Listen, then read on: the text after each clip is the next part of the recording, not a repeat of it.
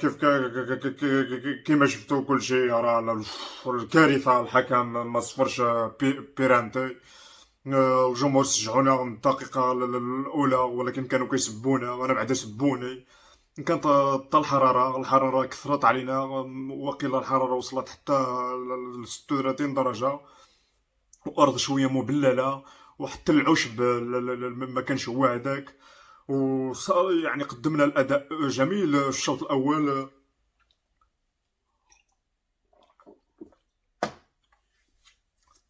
في الشوط الأول قدمنا أداء زوين، كنا مستحوذين على كرة 3%، والفريق الآخر 93%. هذا يؤكد أننا في الطريق الصحيح إلى المونديال المقدم، المنظم في غانا، عفوا في قطر.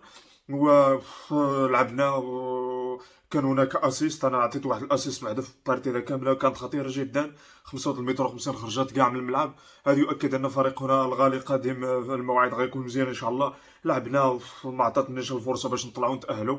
كانت المباراه في المستوى ما نقدمه من الاجيال القادمه كيترجوا فينا، غنكون عبره لمن يعتبر ان فريقنا ضعيف. لعبنا، عطينا كل شيء لحد لحد لحد ما ساعدناش. لعبنا ولكن الحراره لطيف لحد الان، والارض مبلله. انا تزلقت تما، كل لاعب الاخر شتو ترست ليها الصباط ماشي تقطعت. وهذا يؤكد اننا يعني غشونا بزاف في الملعب، كان عليهم يديروا عشب طبيعي ماشي عشب اصطناعي.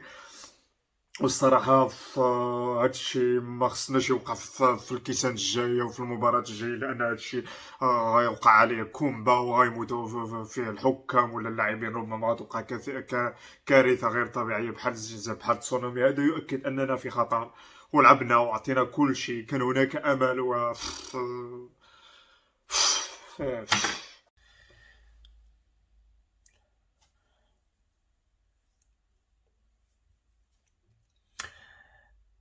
شكرا لكم على سؤالكم الجميل. أريد أولا أن أشكر جمهورنا الذين ساندونا في الملعب أو خارج الملعب، أو من جميع المدن أو جميع الدول العالمية.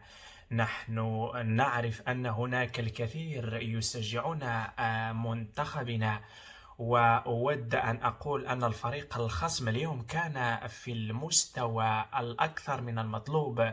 تقدموا علينا في الشوط الأول بهدف، وكان شيء محزن حقا، ولكننا نحن دائما لدينا ثقة كاملة في أنفسنا. عدنا في الشوط الثاني بثلاث أهداف مقابل هدف واحد، هذا شيء جميل.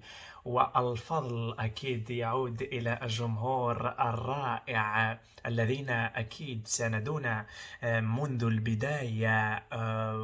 ونحن نود أيضا أن نشكر الفريق الخصم. كما قلت، كان فريق قوي وقدم أداء رائع، والجمهور الفريق الخصم أيضا كانوا محترمين جدا، ولم يكن هناك أي شغب.